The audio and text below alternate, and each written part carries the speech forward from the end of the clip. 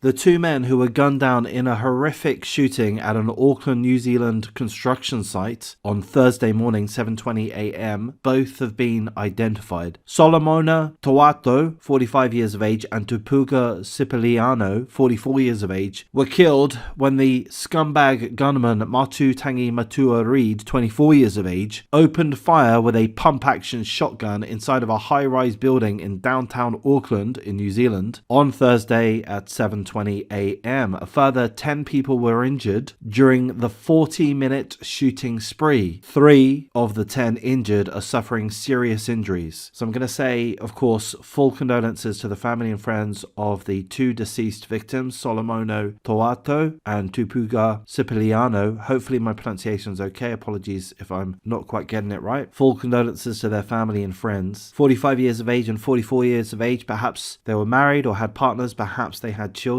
Certainly, I'm sure they were both loved very much. 10 people injured, 3 suffering serious injuries. So let's hope and pray that they all survive, that they're able to make full recoveries. They've got a long road ahead of them, no doubt. And it's going to be traumatic really for everyone on the scene, as well as others close to the situation, including employees within the construction business concerned, which is called LT McGuinness. We know a little bit about the shooter's violent history, so we're going to read through that. And I will confirm that the gunman Matutangi Matua Reid also died. And I'm going to say that's the only blessing in this situation. So the details that we know at this point is that the shooter, Matutangi Matua Reid, 24 years of age, was an employee of the construction company concerned, and he had been fired the day before. He's got a history of violence, which we'll go through in a moment, but he was fired the day before, and he went to the construction site, a high-rise building in downtown Auckland, New Zealand, with a pump-action shotgun. We're not told if that is legally owned or illegally owned. I don't know what the New Zealand gun laws are. I can imagine that those that have an argument to have a gun license perhaps get one. I don't know. I'm kind of guessing there. But either way, he had a pump-action shotgun. He took it to the construction site, and seemingly, according to witnesses, he specifically targeted the 2 deceased victims, Solomona Toato and Tupuga Sipiliano, amongst others. But there was workplace tension. There had been some disagreement of one kind or another, and this psychopathic murderer, Matutangi Matua Reid, was too simple-minded, lacked emotional self-control to the extent that he feels the need to act violently, in this case with extreme violence, when he encounters disagreements. So there was a workplace disagreement of one kind or another, and it led to this psychopath going on a shooting rampage. One of the witnesses said that they saw the shooter yelling out to people. He was looking for someone, trying to track down the 2 deceased victims, and he was saying things like, "So what are you going to do to me now? What can you do?" So we're going to go through some of the criminal and violent history of the psychopathic shooter. It's been revealed that he was being monitored by correctional services via an ankle bracelet. So he had that on him. He was being forced to wear an ankle bracelet at the time of the shooting. So he was allowed to go to the work site by authorities. He was given a home detention sentence for a serious assault that he committed in 2021. He was given a 5 months detention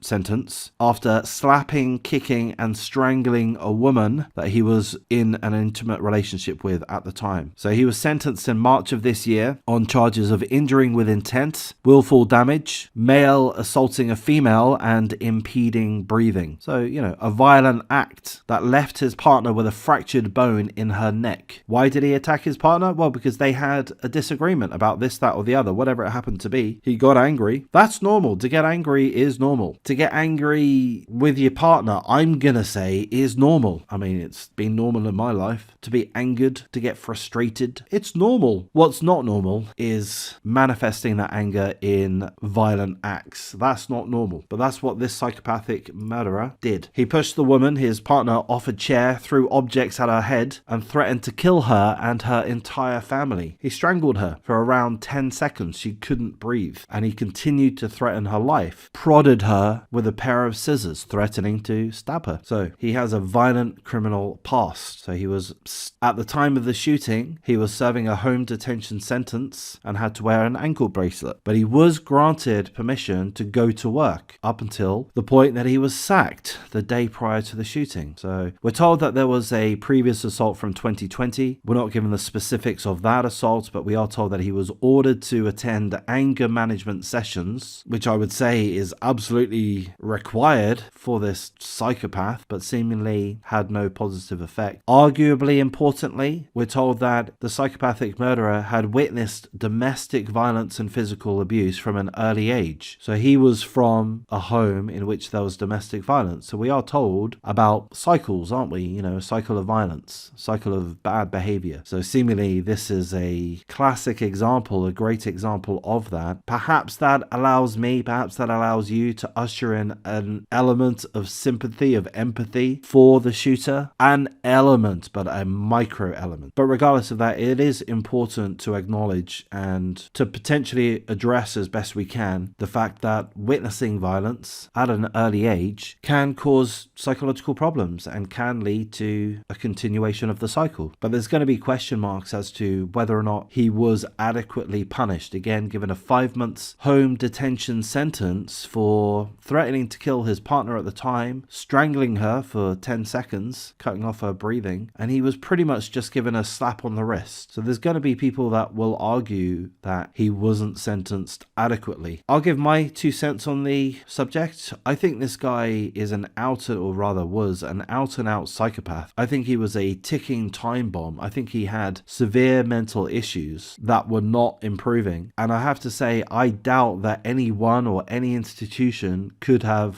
fixed him. I don't think there would have been a solution to his mental problems. So I think the criminal justice system, the authorities concerned, I don't think the solution was an option for them. There was no magical formula for this situation. This guy had a violent history, a twisted mind, he was a ticking time bomb. He was punished, albeit softly, for his attack on his partner. But even if he was given a jail sentence for the attack on his partner, for the domestic violence that occurred, how long would the jail sentence have been for? Months, perhaps a year, perhaps 2 years, perhaps 3. But sooner or later, he would have been let out of the jail system and he'll be a ticking time bomb at that point, wouldn't he? Unless we're going to give the jail correctional facilities some credit for being able to allow the psychopath to change his behavior. I don't know. I feel like I'm going on a bit of a ramble at this point, so I'll reel things in. Full condolences to all of the family and friends of the 2 victims that were killed, that were murdered. Let's hope the injured are able to make a full recovery. We're told that 4 are still in hospital, so let's hope they're able to make full recoveries. I'm going to wrap things up at this point. If you appreciate the coverage, please do like, comment, subscribe, share the video as you see fit, and take care.